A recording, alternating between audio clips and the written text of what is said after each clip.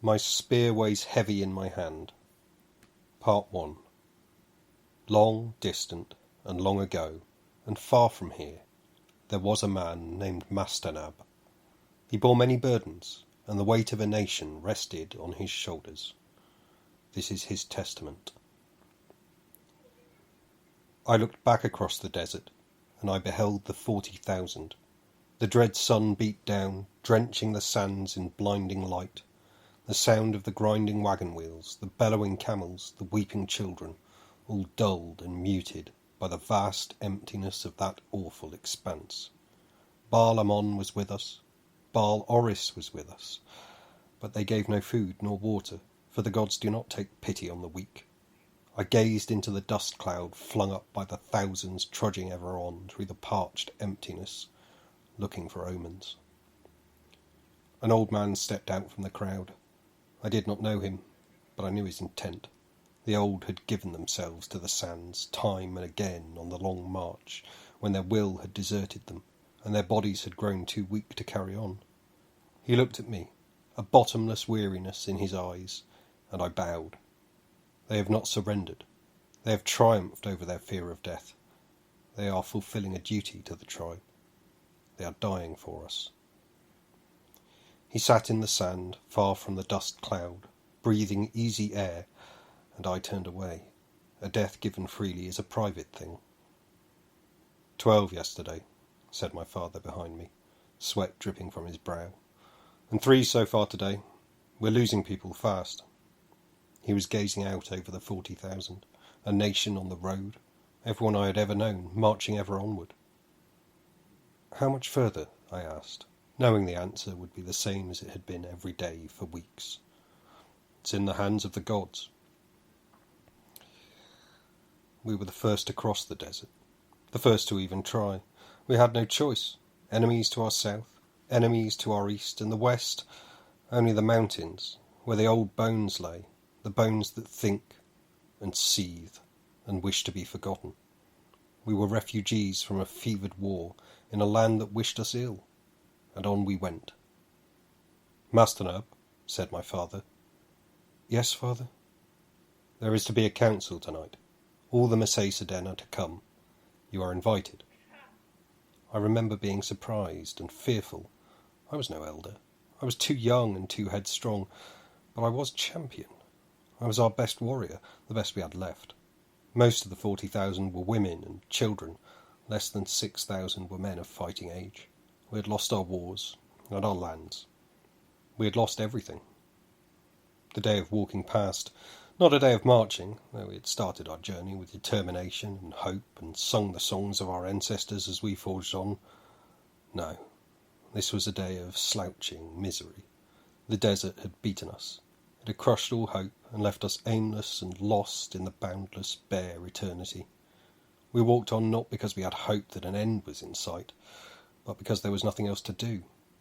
Each of us, the whole of the 40,000, trudged on through that dreary endlessness, and then night came, and with it came the cold. I looked back from a high dune at 40,000 people huddled together for warmth.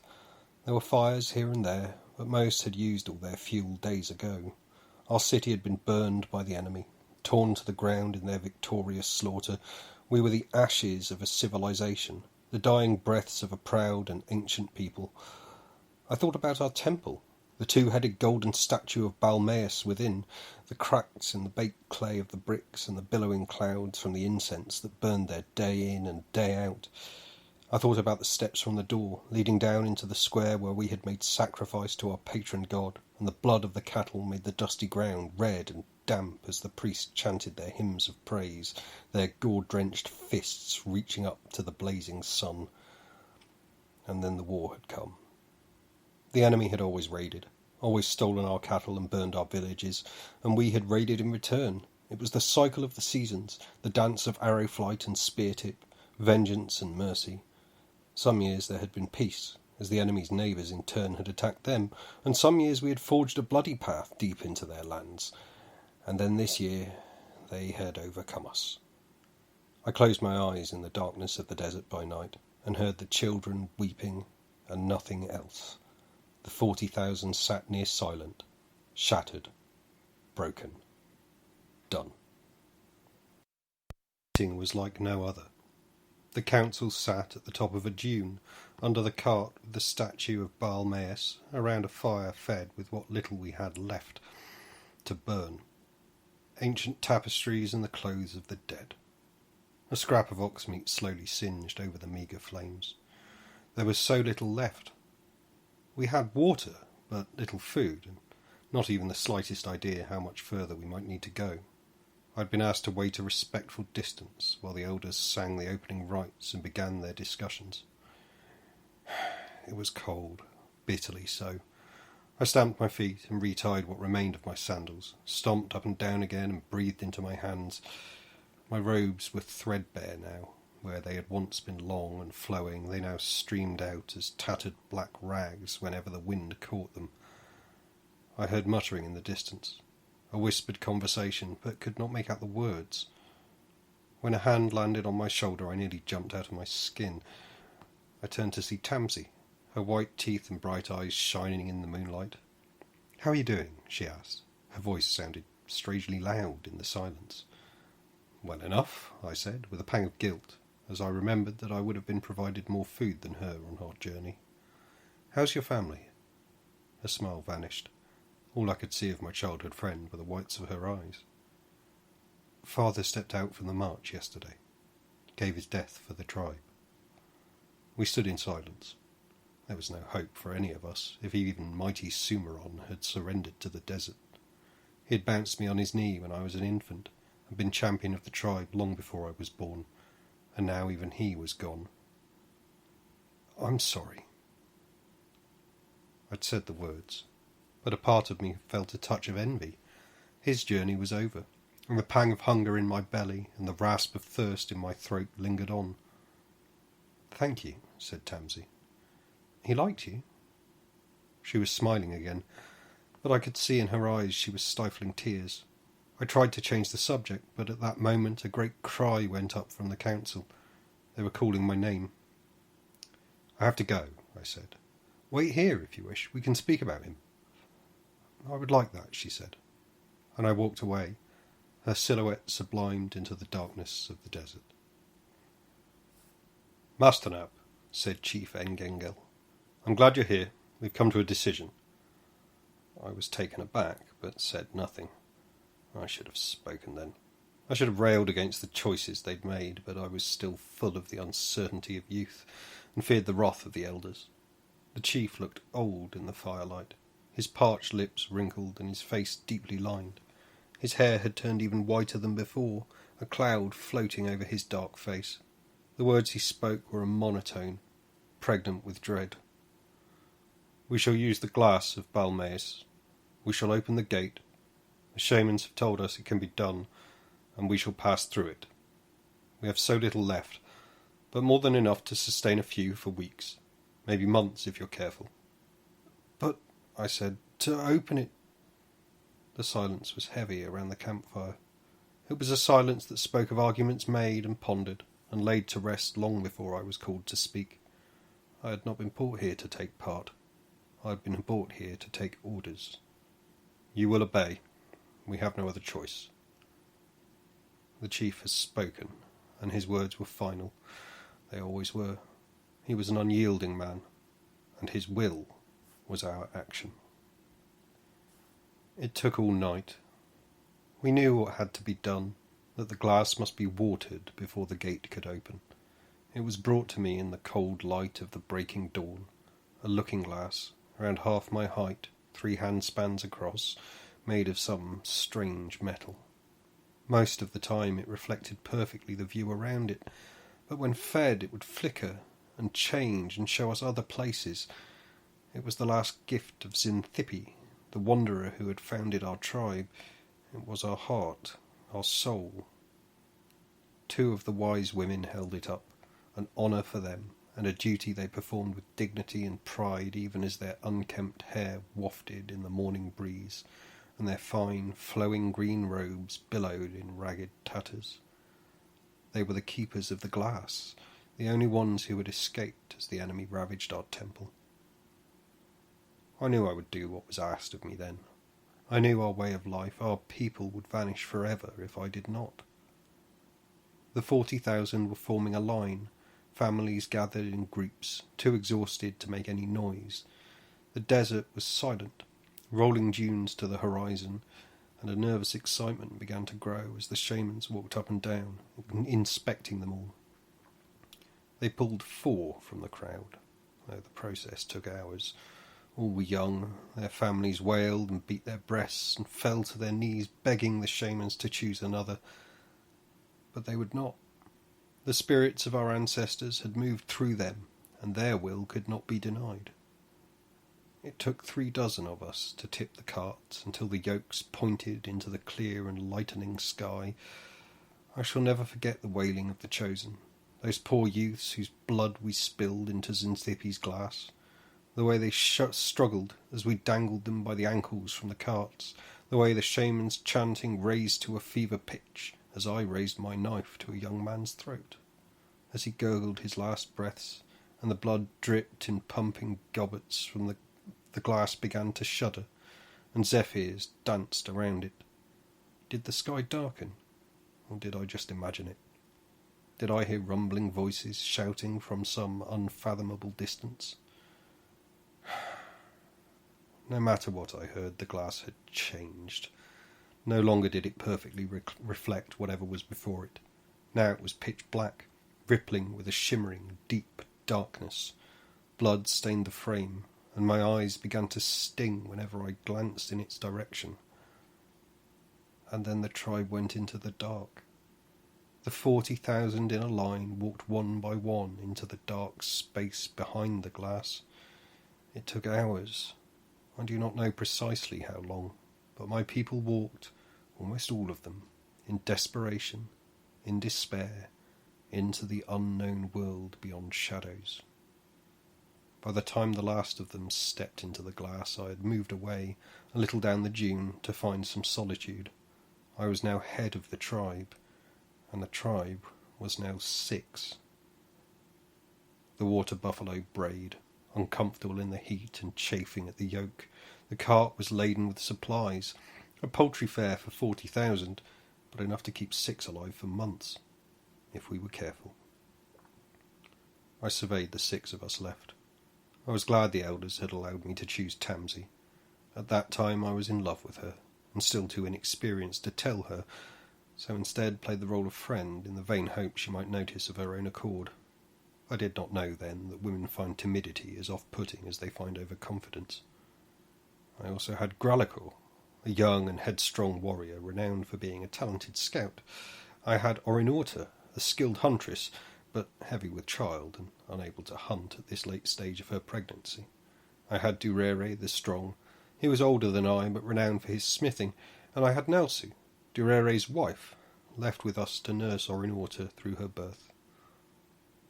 "We must keep going north," I said, fighting to stop my voice breaking with exhaustion and terror. "This desert has an end. Only the gods and the faithful wanderers last forever, and Baal-Amon is with us. When we reach safety, we will once again open the gate, bring our people back from the other side of the glass." I had so many questions and so few answers. The shamans had tried to tell me where they thought the glass led, but I do not believe even they truly understood what they were saying. They thought they might be safe there, and tales spoke of others who had stepped beyond and returned, and that was all they knew. Tamsy took my hand and bade me sit upon the cart, between the carcasses of the oxen we had slaughtered for their meat. At least we would eat well, and we would have water and wine to see us through. 2 days. 2 days was all it took. Grallichor saw them first. I'd assumed them to be vultures, circling something rotten in the distance, but his sight was keener than mine, and he recognised them for flamingos. As we turned our wagon and drove onward, we saw more and more of them swarming through the sky, a chaos of rippling pink. Hours later, and we were walking through grass, palm trees and desert flowers, an oasis, a paradise in the desolation. I stayed with Orinauta on the cart as the other four ran as fast as they could towards the water, flinging aside their clothes, a river running deep and fast from west to east. Orinauta laughed, and I looked at her confused. "Mastanab," she said, "you're making a face like a horse. Go on with you. I'll drive the water buffalo. It's not like there's anything I need protecting from around here." I grinned and passed her the reins, and leapt onto the grass to run towards the river. The joy of it! I still smile when I think of it now. We splashed thigh-deep into the cool waters, scattering fish and birds as we laughed and drank deep of that nectar. I was filled with the heady joy of salvation. Here there was food and water aplenty, enough for 40,000, enough to open the gate in the glass and fetch them back to the world. Not yet, though. Not yet. We had to rest and recover and prepare ourselves for the ritual. I looked across the emptiness and remembered the glowing watchfires of the enemy as they laid siege to our land. There had been so many of them, glowing like yellow stars in the night. Every tribe to our south, every tribe to our east had sworn themselves to one commander and come to destroy us. We had always hated them, they had always hated us, and they meant to destroy us. Our very survival was victory, and here we were, across the vast desert, out of reach of their blades. I saw Orinauta lift herself down from the cart and tether the water buffalo to a palm tree. She waddled towards us, her feet swollen this close to birth, and gingerly joined us in the water. We were safe at last. We thought our war was over. As we came out of the water and retrieved our clothes, averting our eyes from each other and giggling like children, it all began to sink in. I had lost track of the days of our flight. It had been my birthday at some point in the desert, and we had been starving, desperate and afraid. I sat in the grass, then leaned back until I rested upon the damp ground in my damp clothes and let the warmth of the sun wash over me. A low rumble, loud and animal but distant, and I opened my eyes, but I could see nothing, and I closed my eyes once again. I woke up feeling Tamsy's fingers on mine. They had all been kind enough to let me rest as they set up a camp and watered the water buffalo. They had put up the 2 tents we had with us in the shade of some palm trees and spread a thick layer of dry leaves on the grass within. It was a comfortable place to rest, but I had slept for hours already and volunteered to take the first watch. There was a tree close to the sandy bank of the river, and I leaned against it as the sun set. The water sparkled in the dying light, and a gentle breeze pulsed through the leaves and away across the desert behind us. I felt that night that I might never tire of that place. I could hear the creatures rustling through the grass, and the water trickling past, and the distant cries of foxes. The embers were warming the tent for the five already sleeping, and I shod my sandals to walk barefoot along the river bank. I think back now to that restful place, and to my wandering, and I shudder at my carelessness. When Durari and Nalsu came to take over the watch, I was more than happy to curl up on the ground in the tent and embrace my sleep. I drifted off to the sounds of my companion's quiet breathing and the waters rushing by outside.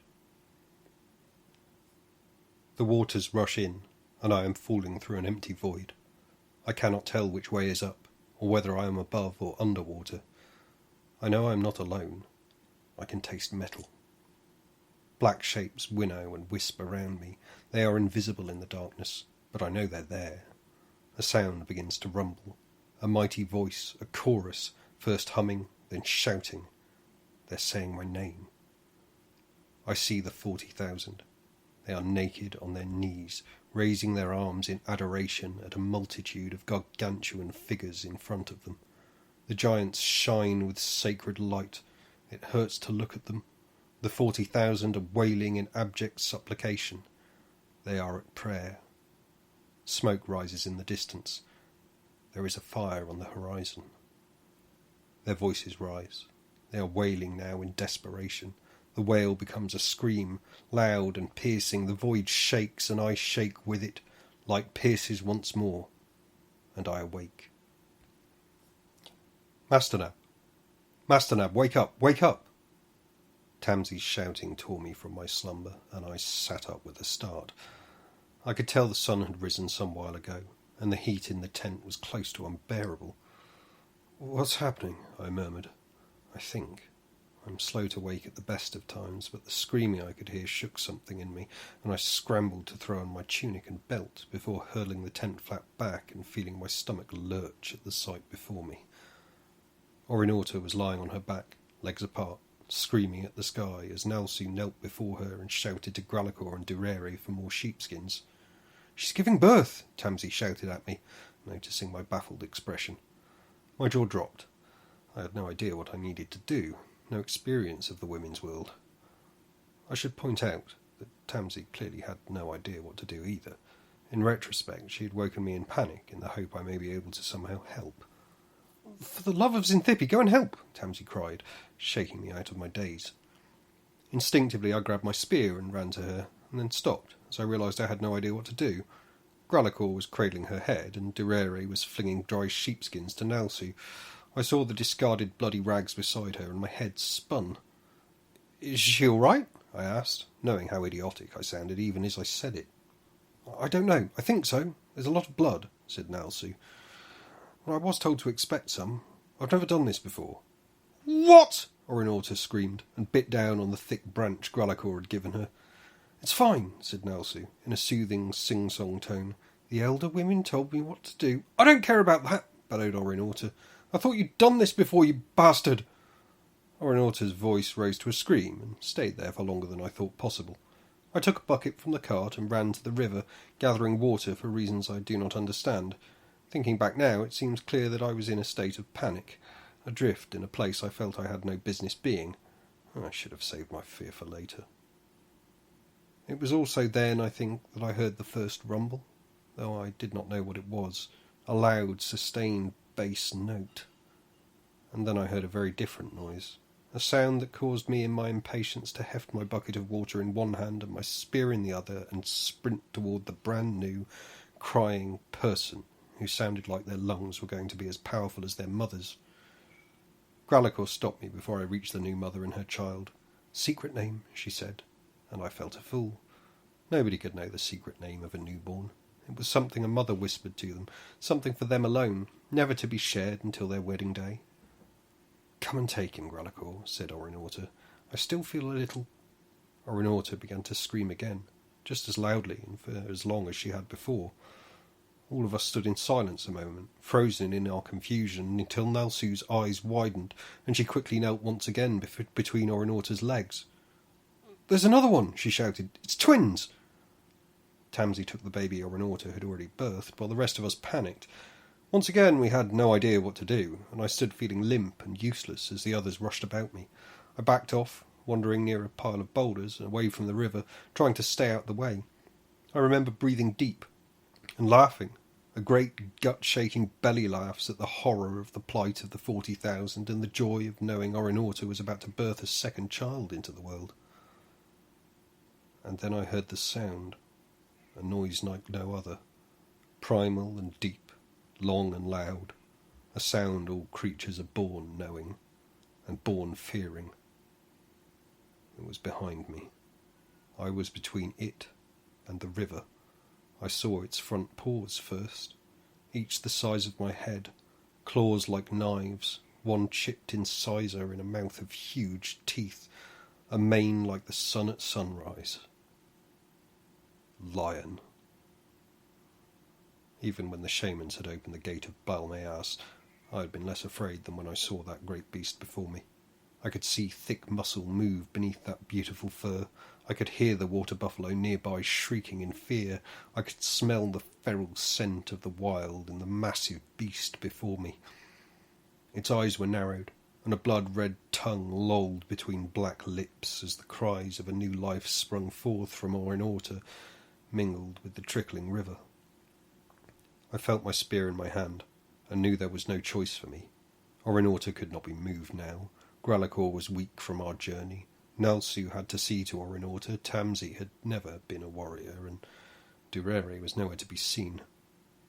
I prayed to the sun for forgiveness, and locked eyes with the monstrous thing in front of me.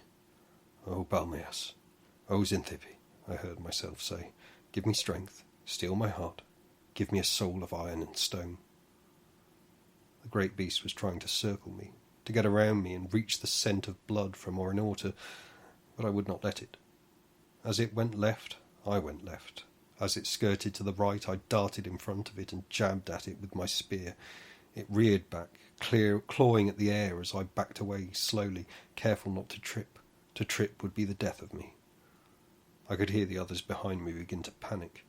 Orinota was screaming still, but now in terror instead of pain, as the second child wailed at the sky, born under a lion's glare.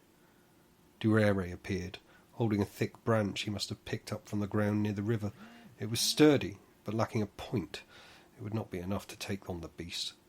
I glanced to my left, where the glare of the sun was reflecting off the glass of Balmaeus, the gift of Xanthippe, threatening to blind me. The lion roared again, and took a step in my direction before leaping towards Durere at an astonishing speed. He cried out, swung the branch in his hands too late as the creature raked one enormous paw down his chest, scoring 3 great gashes and roaring in primeval fury. I took my chance as its back was turned, and thrust my spear into its side. I felt the iron tip of the spear bounce off the lion's ribs, then slide deep into the beast. I saw Orinota and Tamsi had clambered onto the cart, armed themselves as well, their spear tips weaving crazily in the air as they breathed in deep in exhaustion. Gralachor and Nelsu held the newborns behind them, and the light of the sun flashed from the glass of Balmaeus, blinding me. I do not fully remember what happened next. I remember I was no longer standing, but seeing the ground rushing along beside me, a strange pressure in my left arm crystallizing into agonizing pain as the lion bit down on it. I remember the feeling of submerging into the cool waters of the river. And then there was darkness.